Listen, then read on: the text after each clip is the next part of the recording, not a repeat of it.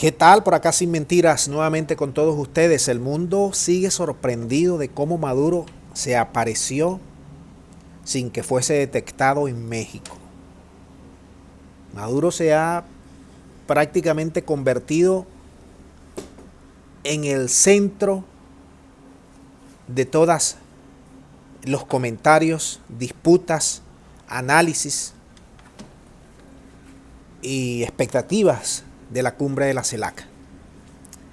Esta línea que ustedes ven acá entre Caracas y México era la que debe transitar un vuelo normal. Y esta otra,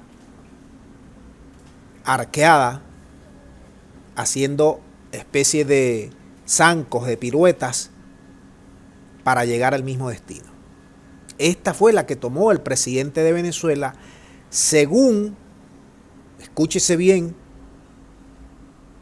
el periodista de jefe de la agencia gringa AP, Joshua Goodman. Joshua Goodman se pregunta lo siguiente en un tuit que lanzó hace horas atrás. Maduro toma una ruta obviamente indirecta, dice Goodman, para asistir a la cumbre regional en México. ¿Mal tiempo? Se pregunta. ¿Estaba evitando a la DEA? Se vuelve a preguntar. ¿O se le negó el permiso para sobrevolar el espacio aéreo colombiano? Tres preguntas que se hace Goodman. Lo cierto del caso es que el presidente de Venezuela tiene orden de captura internacional. Una recompensa desde marzo de 2020 de 15 palos. Dejó descolocado a Colombia, a el país del norte y a prácticamente todos los mandatarios, 17 mandatarios que asistieron a la cumbre de la OEA, perdón, de la CELAC. Ahora bien, vayamos por parte. ¿Fue rastreado?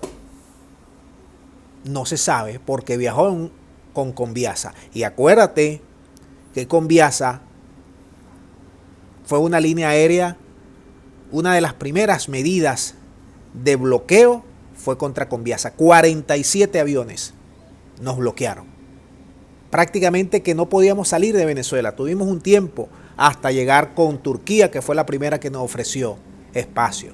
Cuba, Rusia, luego vino Irán, China. Y hemos abierto los cielos prácticamente.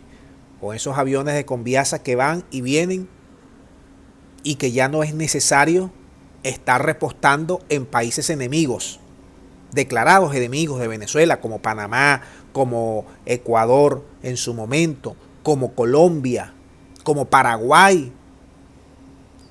Estos países no nos dejaron en muchos momentos transitar, repostar, permiso para entrar en su espacio aéreo.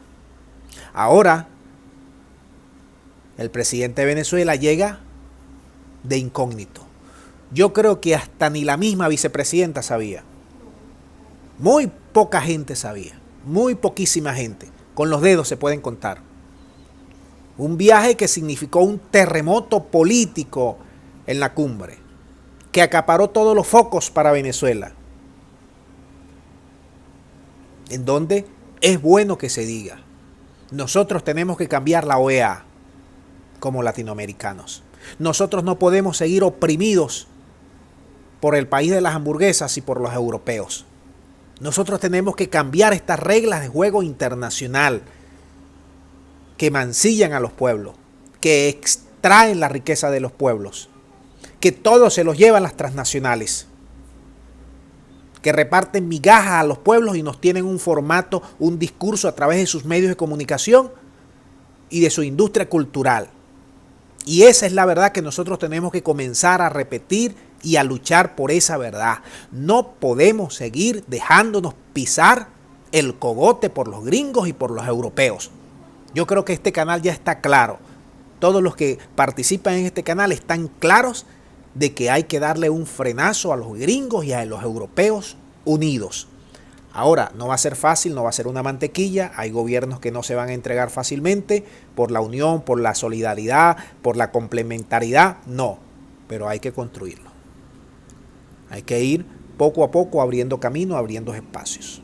Esto que hizo, esta jugada que hizo Maduro, que sorprendió al mundo, es una jugada de ajedrez político y Maduro sigue jugando su ajedrez político. Vamos a dejar el video hasta aquí para que ustedes manden sus puntos de vista, orientaciones al respecto. Dígame si te pareció que Maduro eludió todos los radares del poderoso sistema gringo. Muchas gracias y será hasta la próxima.